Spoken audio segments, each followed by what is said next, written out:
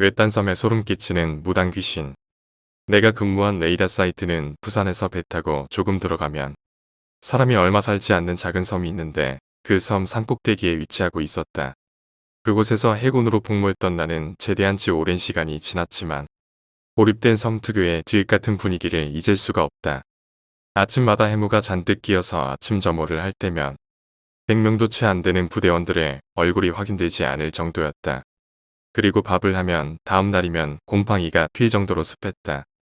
밤이면 산짐승 울음소리에 시달려야 했고 일주일에 한두 번은 이름 모를 발이 수천 개 달린 커다란 벌레들이 내무실로 기어들어와 새벽마다 기상해 구충 방역을 하는 호들갑을 떨어야 했다. 레이더 사이트의 뒤편은 절벽이었는데 철조망 수리가 제대로 되지 않아 그 앞에서 도라이 같은 병장에게 빠따를 맞을 때면 일병과 이병들은 그 새끼가 언제 우리를 밀어 떨어뜨려 죽일지도 모른다는 목숨의 위압을 느껴야 했다. 특히 전대미문의 정신병자인 통신장과 황상사에게 두드려 맞을 때는 빠따가 여류된 고참이 철조망 구멍 앞을 막아 서주는 게 암묵적인 룰이었다. 개구멍 뒤에는 커다란 바위가 있었는데 바위 뒤로는 시커먼 바다가 넘실거린다. 그곳에서 자살을 많이 했다고 해서 바위의 별명이 자살바위였다. 처음 자대 배치를 받아 고참에게 그곳을 소개받았을 때 난 섬의 분위기를 대충 짐작할 수 있었다. 격오지였기 때문에 PX는커녕 육군이 환장한다는 황금마차 같은 것도 없었다. 단 음식 구경하기가 힘들어서인지 어째선지 부대원들은 하나같이 신경과민에 걸린 놈들처럼 기행을 일삼는 일이 많았다. 특히 여름이면 하는 이상한 짓이 있었는데 그건 아마 이 부대만의 특이한 전례였을 거다. 그게 뭐냐 하면 밤마다 들어오는 커다란 독충들을 페트병에 하나씩 잡아 넣어서 싸움을 시키는 건데 일주일 정도 잡아모으면 왕사먹이니 지네니 하늘소, 장수풍뎅이 그리고 이름도 모를 벌레들이 수십 마리가 병 안에 갇히게 된다. 그러면 누가 시키지 않아도 서로 죽이고 뜯어먹는 노얄럼불이 시작되는데 왕림이 이딴 새끼들은 시작하기도 전에 눈과 배를 파먹혀 죽고 사마귀도 별거 아니다. 뇌의 지네와 풍뎅이의 전투가 결승전이 되곤 했다. 그렇게 마지막 살아남은 지네를 물에 팔팔 끓여 부대원들이 나누어 마시는 거다. 그래야 이 섬에서 귀신에 안 울리고 건강하게 있다가 제대하는 거라는 미신이 이 부대에 있었다.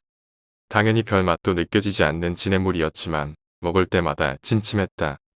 이 방법은 예전에 부대에 난리가 났을 때 영험한 무당이 알려준 거라며 이 미친 사이비 종교 같은 의식은 레이더장 역시 방관하거나 혹은 참관까지 했다. 이 레이더 사이트에 올라오려면 작은 산 하나를 타야 되는데 그 진입로라는 게 무슨 짐승길처럼 포장도 제대로 돼 있지 않은 지읒 같은 길이었다.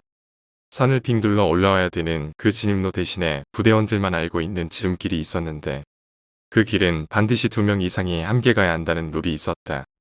길이 험하기도 험하거니와 올라오는 길 중간쯤 있는 문제의 장소. 사당 때문이었다.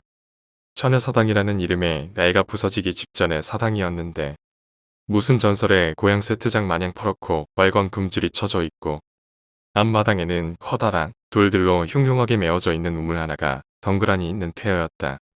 물론 사는 사람은 없었고 처녀사당이라는 이름의 유래는 주하사라고 하는 UDT 떨어진 영래하사한테 들을 수 있었다. 사연인즉 이 부대가 70년대에 들어왔는데 부대를 건설하던 군인과 인부들이 이 사당에 살던 무당에게 찝쩍거리기를 수차례. 당연히 무당은 자꾸 그러면 경을 칠 거니 많이 협박을 했고 여자가 이뻐서 대여섯 명이서 돌아가면서 무당을 겁탈했고 일이 알려지는 것이 두려웠기에 여자를 죽여 우물에 빠뜨려 버렸다고 한다. 그리고 그 위로 돌을 쌓아 메꾸어 버렸다고. 어디에나 있을 괴담이지만 좋기 수십 년은 방치되어 있음직한 사당과 돌로 메꿔진 우물을 보니 괴담이 꽤나 그럴싸하다고 생각했다. 어쨌든 그래서 너는 아직 처녀다라는 이유로 그 사당의 이름은 처녀사당이 되었고 허물지도 못하고 새로 짓지도 못한 채 수십 년을 이토록 흉한 모습으로 그곳에 있었다. 우리가 저 지네물을 먹는 이유는 이 사당 때문이었다. 군인이 군복을 입고 이곳을 지나가거나 혹은 이 귀신이 부대에 왔을 때 지네물을 마시지 않은 사람은 귀신의 시험이 치거나 죽는다면서 나는 귀신을 안 믿기 때문에 사실 그러거나 말거나 했지만 시청각으로 귀신 강의를 듣고 나니 지네물을 마시길 잘했다는 원초적 안도감이 들기도 했다. 부대에 어느 정도 적응을 마친 3개월째 되는 날 우리 부대에는 독감이 퍼지는 사건이 생긴다. 에어컨도 없는 우리 부대에 그것도 한여름에 독감이라니. 그것도 죄다 레이다병 애들이었다. 우리 부대에는 2개의 내무실이 있었는데 내가 속해 있던 1내무실은 행정, 조리, 병기 등 직별의 15명이 생활했고 이 내무실은 10명씩 나누어 3직제로 레이다를 보는 전탄병들 30명이 생활을 하고 있었다. 그래서 이 내무실은 늘 어두운 여관 커튼이 쳐져 있고 늘 20명 정도의 전탄병이 자고 있었다. 한꺼번에 10명이 넘게 감기라니 이상한 일이었다. 특별관리 지시를 내린 전대장이 관사로 돌아가자 전탐장이라는 대위 1명과 도박 중독자 조리장 등등이 병들을 불러 모아 이게 어떻게 된 일이냐며 따로 물었고 감기가 돌기 시작한 전날 밤 당직을 섰던 란수병이 어젯밤 이야기를 하기 시작했다. 새벽에 후레쉬를 하나 들고 안전순찰을 도는데 해군에는 초소 등 각 요소마다 글자가 새겨진 도장이 하나씩 걸려 있어서 당직자는 매 2시간마다 안전순찰 필승무라고 하는 도장을 일지에 찍어야 되는 갑판당직이라는 게 있다. 동초 근무와는 별개다. 불이 꺼진 이 내무실에 순찰을 위해 들어갔을 때 2층 수면실에서 뭔가가 움직이는 게 보이더란다. 후레쉬를 비추면 곧 잠들 잠이 깰까 눈이 어둠에 적응될 때까지 기다렸는데 잠시 후 분명 머리 긴 여자 하나가 들썩거리는 게 보이더란다. 당직병은 그 여자의 행위가 방아찍기라는 것과 알록달록한 무당 옷이었다는 것을 확인하고 몸이 굳었는데 이 여자가 이번에는 옆자리에 수병 위에가 앉더니 또 수컹수컹 하더란다. 심취했는지 고개를 주걱거리며 손으로 지 가슴도 만져대기도 했단다.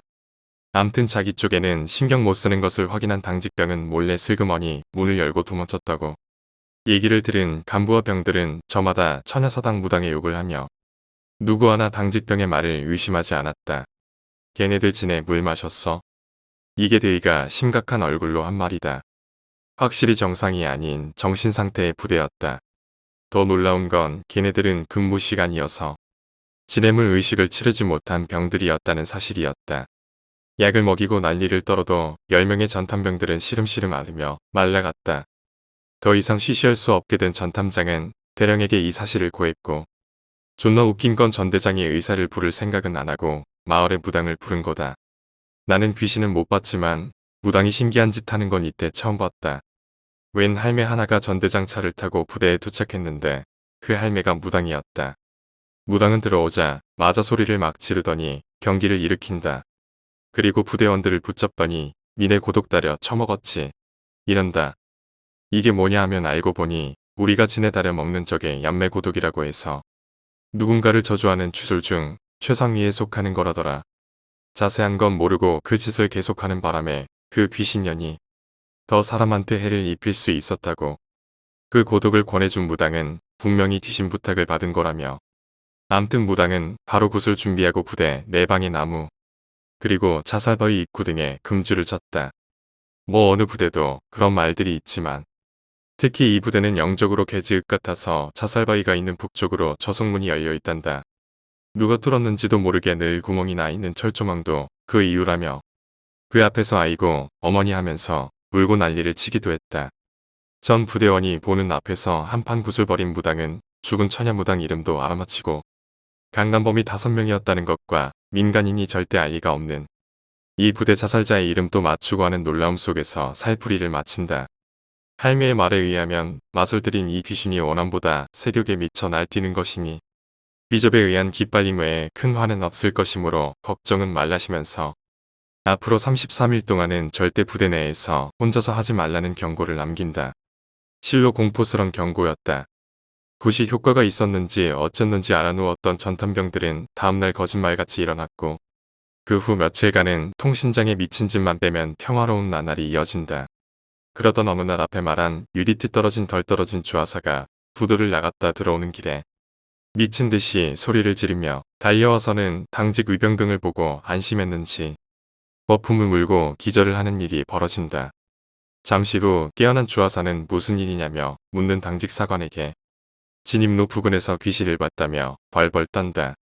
진입로 초입에서 무당옷을 입은 여자가 커다란 나무 꼭대기에서 자기를 내려다보고 있는 것에 놀라 한달음에 산꼭대기 부대까지 달려왔다고 한다. 전탐장과 당직병들은 다른 것보다 주하사에게 혼자 있는지의 여부를 물었고 주하사는 얼굴을 붉히며 딱 한 번 어젯밤에 했다고 수줍은 고백을 했고, 주하사는 그 후 이병 나무랭이에게도 병신 취급을 당하게 된다. 오늘 이야기는 여기까지입니다. 오늘 이야기가 재미있으셨다면 구독과 좋아요, 댓글 부탁드립니다. 댓글은 저에게 큰 힘이 됩니다. 감사합니다.